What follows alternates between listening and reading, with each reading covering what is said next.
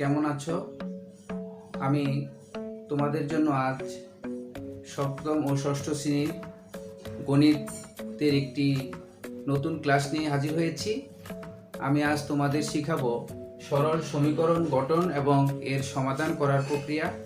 তো এখানে আমাদের অনেকগুলো নিয়মই করানো যাবে। প্রথম নিয়মটি হচ্ছে তোমাদের সপ্তম শ্রেণীর গণিত বইয়ের 1 থেকে 5 যেখানে 5টি অঙ্কই রয়েছে এই নিয়মের। সেই অঙ্কগুলোর প্রথম অঙ্কটি এখানে আছে যে কোনো সংখ্যার দ্বিগুণের সাথে 5 যোগ করলে যোগফল 25 হবে। তো আমরা আসো প্রথম অঙ্কটি দিয়ে শুরু করছি। তো এই অঙ্কগুলোর বিশেষত্ব হচ্ছে তুমি প্রথমেই একটি চলক ধরে নিবা বা একটি অজ্ঞাত সংখ্যা ধরে নিবা, যে সংখ্যাটির মাধ্যমে আমি এই অঙ্কটি সমাধান করতে পারবো। তো আমরা প্রথমে ধরে নিচ্ছি, লিখব মনে করি সংখ্যাটি x। এরপর বলেছে সংখ্যাটি দ্বিগুণ, তাহলে লিখব সুতরাং x এর দ্বিগুণ, x এর দ্বিগুণ হবে 2x। এবার বলেছে দ্বিগুণের সাথে 5 যোগ করার জন্য। এবার আসো প্রশ্ন মতে 2x প্লাস 5 সমান হবে 25 বা 2x সমান 25 থেকে মাইনাস করে ফেলবো 5 বা 2x সমান 20 বা এখানে যেহেতু আবার x এর সাথে 2 গুণ আছে, এই 2টাকে আমি ওখানে ভাগ করে নিয়ে যাব, সুতরাং x এর মান চলে আসবে 10। তাহলে এটি হবে আমার সেই সংখ্যাটি। তাহলে অ্যান্সার হবে নির্ণেয় সংখ্যাটি 10। আশা করি অঙ্কটি বুঝতে পেরেছো। এভাবে আমরা আরেকটি অঙ্ক তোমাদের দেখাবো, তারপর আমরা নতুন নিয়মে চলে যাব। আমরা আরেকটি অঙ্ক করি নিয়ম 1-এর। এখানে দেখো বলা আছে আমাদের 5 নম্বর অঙ্কে কোনো সংখ্যার অর্ধেক থেকে তার 1/3 বিয়োগ করলে 6 হবে। তাহলে সেই সংখ্যাটি আমাকে বের করতে হবে যার অর্ধেক থেকে তার 1/3 বিয়োগ করলে আমরা কি পাবো? 6 পাবো। তো আমরা যথারীতি আগের মতো ধরে নেব, মনে করি সংখ্যাটি x। এরপর লিখব অতএব x এর অর্ধেক। x এর অর্ধেক বলতে কি বুঝো? অর্থাৎ x এর নিচে 2 হবে, অর্থাৎ x/2। এরপরে আমি লিখব x এর 1/3 এটা হবে x/3। এবার প্রশ্ন মতে কি বলেছে? অর্ধেক থেকে 1/3 বিয়োগ করব। x/2 মাইনাস x/3 সমান হবে 6। এবার ভগ্নাংশ থাকলে আমরা কি করব? যেমন 2 এবং 3 এর লসাগু জানতে হবে। 2 এবং 3 এর লসাগু আমরা জানি 6।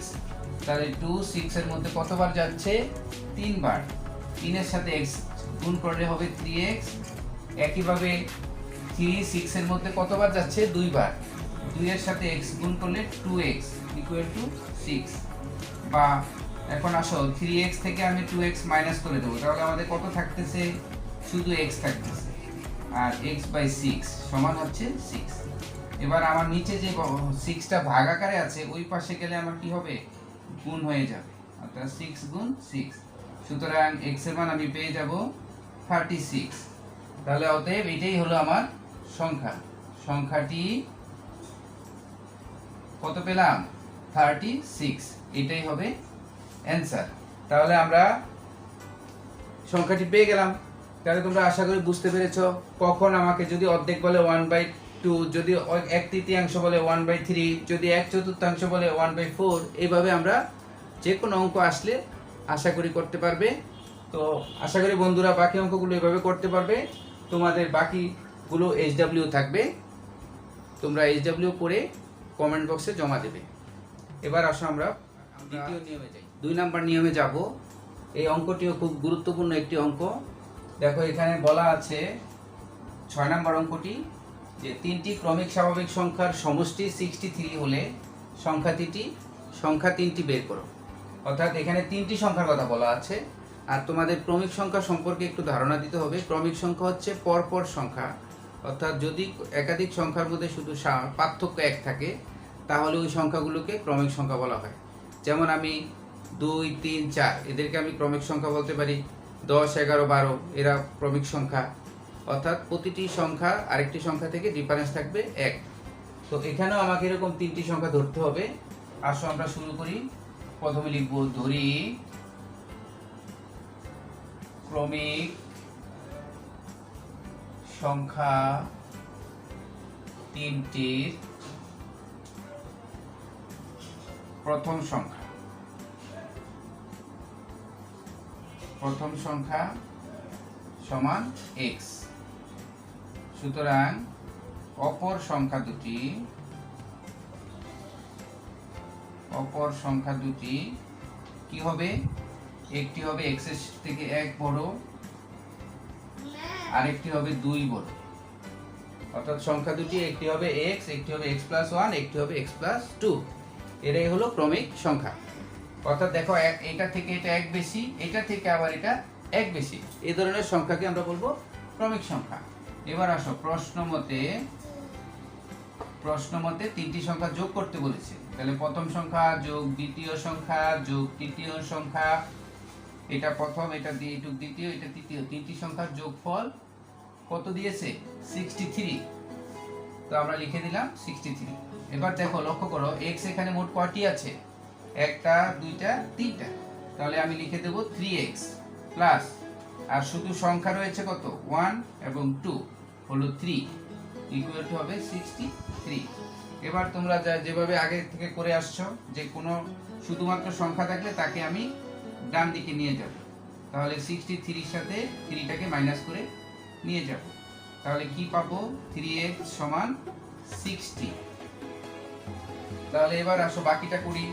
বা তাহলে এখানে যেহেতু x এর সাথে 3 গুণ আকারে আছে, তাহলে আমি x টাকে রেখে দেব আর 3টাকে ভাগ করে নিয়ে যাব। তাহলে আমি কি পাচ্ছি? x সমান 20। অর্থাৎ একটি সংখ্যা আমি পেয়ে গেলাম 20। অর্থাৎ আমি প্রথম সংখ্যাটি পেয়ে গেলাম। অতএব সংখ্যা তিনটি একটি হচ্ছে x সমান 20, দ্বিতীয়টি হবে x + 1 অর্থাৎ 20 + 1 = 21, তারপরেরটি হবে x + 2 সমান 20 + 2 সমান 22। তাহলে অ্যানসার তিনটি আমার কি আসবে? 20, 21, 22। আশা করি তোমরা বুঝতে পেরেছো। এভাবে আমরা এখানে 63 এর পরিবর্তে 93 অথবা 126 অথবা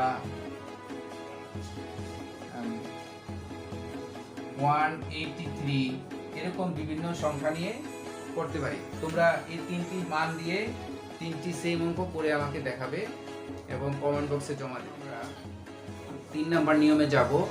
এখানে 3টি অঙ্ক রয়েছে, যদিও প্রতিটি অঙ্ক হুবহু হবে না, একটু ভিন্ন ধাঁচের হবে। তো এখানে আমি একটি অঙ্ক নিয়েছি, যেটা হচ্ছে তোমাদের বইয়ের 8, 9 এবং 11 নম্বর অঙ্ক। তো আমি এখানে একটু ইম্পর্টেন্ট একটি অঙ্ক 9 নাম্বারটা নিয়েছি। এই অঙ্কটি হচ্ছে এখানে দেওয়া আছে, দেখো একটি খাতা ও একটি কলমের দাম একত্রে 75 টাকা। খাতার দাম যদি 5 টাকা কমিয়ে দেই এবং কলমের দাম যদি 2 টাকা বেশি করে ফেলি, তবে খাতার দাম কলমের দামের দ্বিগুণ হতো।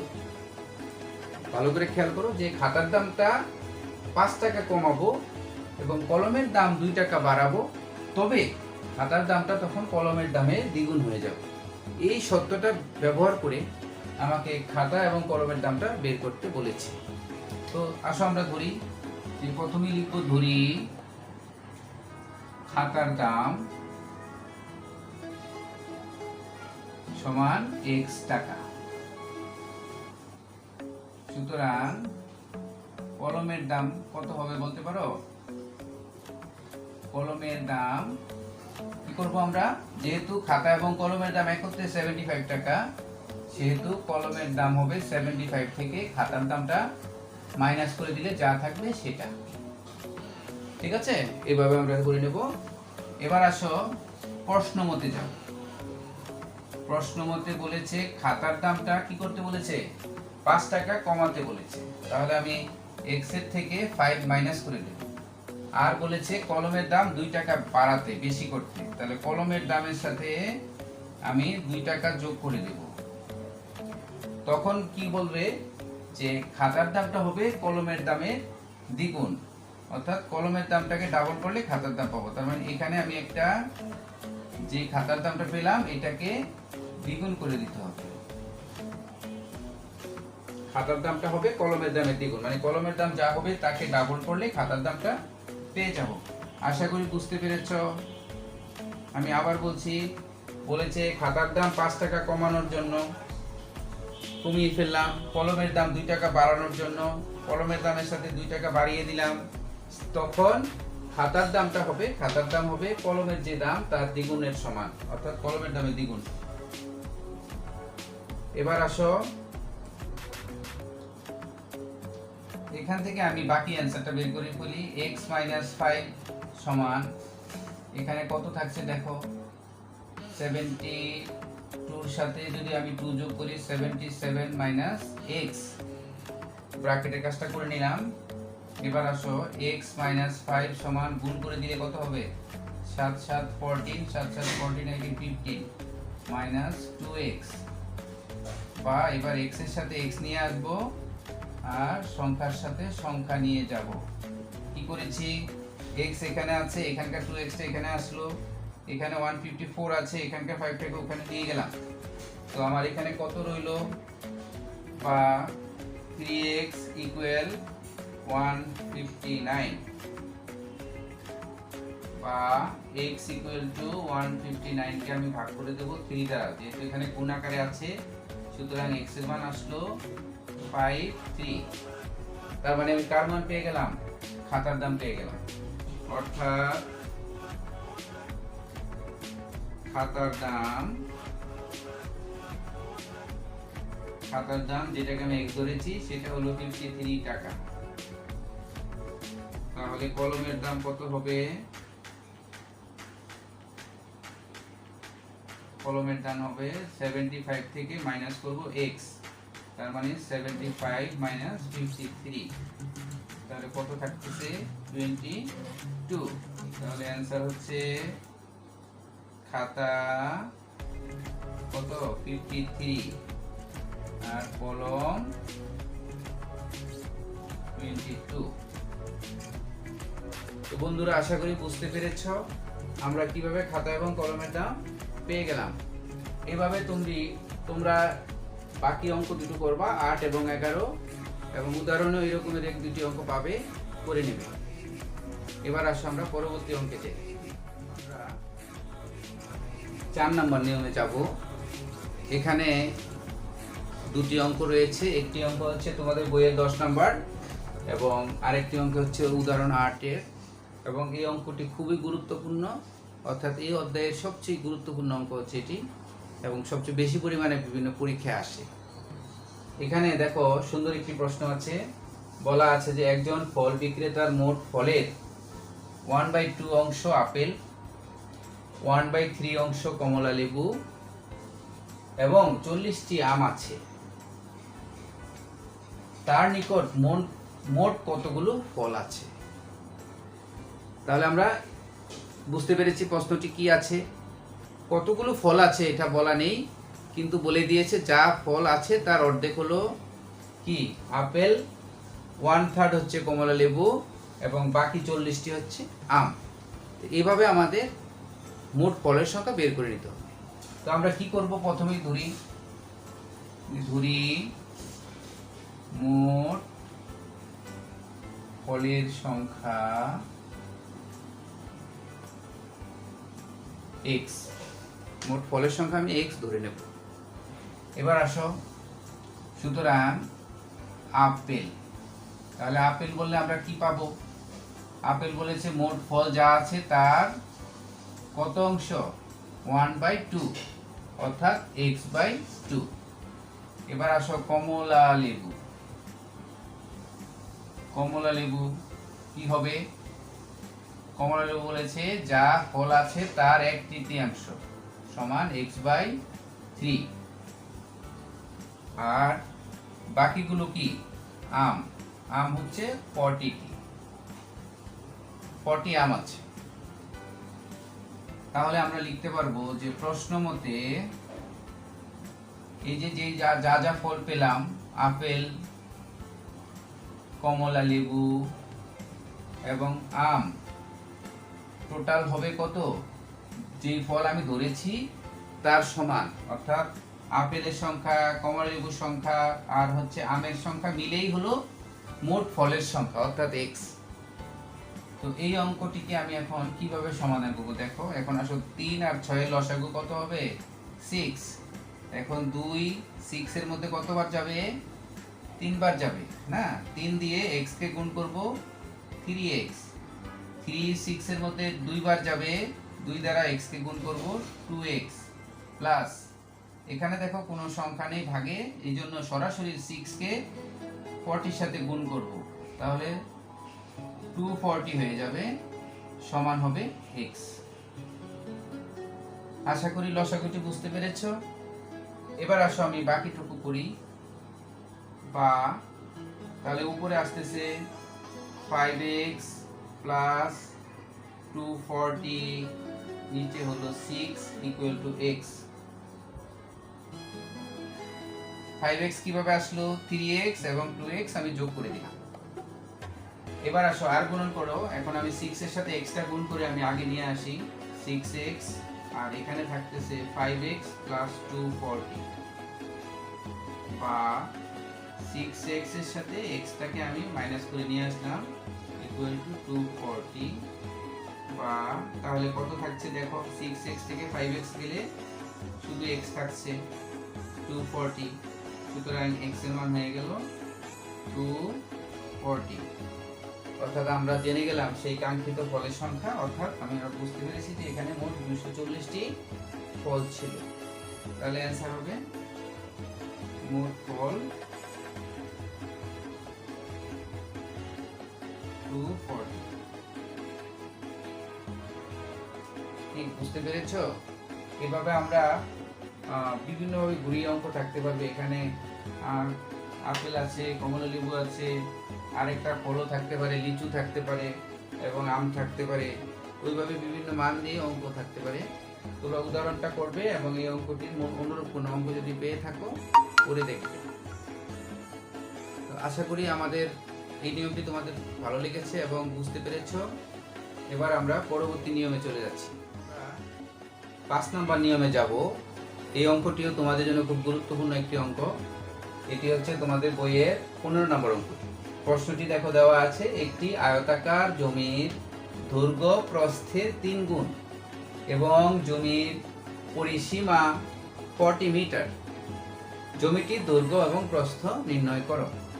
তাহলে এই অঙ্কটা আমরা কিভাবে করব? এখানে দেখো দৈর্ঘ্য এবং প্রস্থ আছে। তোমরা জেনে থাকো যে দৈর্ঘ্য প্রস্থ থেকে বড় হয় এবং আমরা এই সমস্ত অঙ্কের বেলায় সবসময় ছোটটাকে আমরা ধরবো, মানে যেটি ছোট জিনিস সেটাকে আমরা ধরে নেব।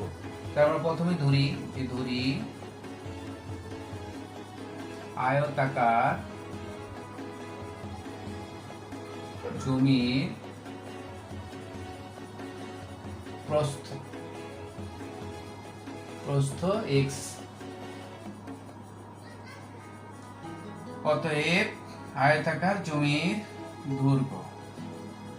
দৈর্ঘ্য কি হবে? যেহেতু এখানে 3 গুণ বলেছে তাহলে আমরা লিখব 3x। এবার দেখতে হবে যে তোমার প্রশ্নে কি দেওয়া আছে, পরিসীমা দেওয়া আছে। তো যদি পরিসীমা দেওয়া থাকে তাহলে পরিসীমার সূত্র নেব, যদি ক্ষেত্রফল দেওয়া থাকতো তাহলে ক্ষেত্রফলের সূত্র নিয়ে নিতাম। তো যখন যেটা থাকবে সেটা নেব। যেহেতু এখানে পরিসীমা দেওয়া আছে আমরা লিখব অতএব আয়তাকার জমির পরিসীমা। পরিসীমার সূত্র সবাই জানো? পরিসীমার সূত্র হচ্ছে 2 ইনটু দৈর্ঘ্য যোগ প্রস্থ যোগ দৈর্ঘ্য যোগ প্রস্থ। কেউ কিন্তু ভুলেও গুণ দিও না। তাহলে 2 ইনটু দৈর্ঘ্যের জায়গায় দৈর্ঘ্যের মানটা আমি বসিয়ে দিচ্ছি। দেখো দৈর্ঘ্য এখানে আমি 3x ধরেছি, প্রস্থ কত ধরেছি? x। তাহলে আমার এখানে আসলো 2 ইনটু 3 এন্ড x মিলে হবে 4x, সমান হয়ে গেল 8x। 8x আমি মিটার লিখব, যেহেতু প্রশ্নে মিটার দেওয়া আছে। এখানে এককটা হবে, যদি এখানে মিটার থাকে এখানে মিটার লিখবা, যদি এখানে সেন্টিমিটার থাকে এখানে সেন্টিমিটার লিখবে। তাহলে আমি পরিসীমা ধরে ধরে পেয়ে গেলাম, কিন্তু ওরা একটা পরিসীমা দিয়েছে 40 মিটার। এই জন্য আমরা লিখব প্রশ্ন মতে 8x সমান হবে 40, এই যে এখানে দেওয়া আছে, বা x সমান হবে 40 ডিভাইডেড বাই 8। সুতরাং x ইকুয়াল টু হচ্ছে 5×8 = 5। সুতরাং দৈর্ঘ্য সমান 3x সমান 3 × 5 সমান 15 মিটার, প্রস্থ x সমান 5 মিটার। তাহলে আমরা দৈর্ঘ্য প্রস্থ পেয়ে গেলাম। তাহলে অ্যান্সার হচ্ছে এই দুইটাই, অর্থাৎ 15 মিটার এবং 5 মিটার। এইভাবে তোমাদের এই অঙ্কের মধ্যে মনে করো এখানে 120 দিয়ে কথা, 120 মিটার, তারপরে 120, 200 মিটার। হ্যাঁ, এইভাবে বিভিন্ন মান দিয়ে আমরা করতে পারবো, 240 দিয়ে করতে পারবো। তাহলে এইভাবে তোমরা বিভিন্ন মান দিয়ে অঙ্কগুলো করে আমাদের কমেন্ট বক্সে জমা দেবে। বন্ধুরা, আজকে এই পর্যন্তই। তো আশা করি আজকের ক্লাস তোমাদের ভালো লেগেছে। তোমরা অঙ্কগুলো মনোযোগ দিয়ে করবে এবং কমেন্ট বক্সে জমা দেবে তোমাদের রোল, শ্রেণী এবং নাম লিখে। আশা করি সবাই সুস্থ থাকবে, ভালো থাকবে এবং আগামী ক্লাসে আমার ভিডিওটা দেখবে। আমার নতুন ক্লাস নিয়ে তোমাদের মাঝে হাজির হব। সবাইকে শুভকামনা জানিয়ে আজকের মতো এখানেই ক্লাস শেষ করছি।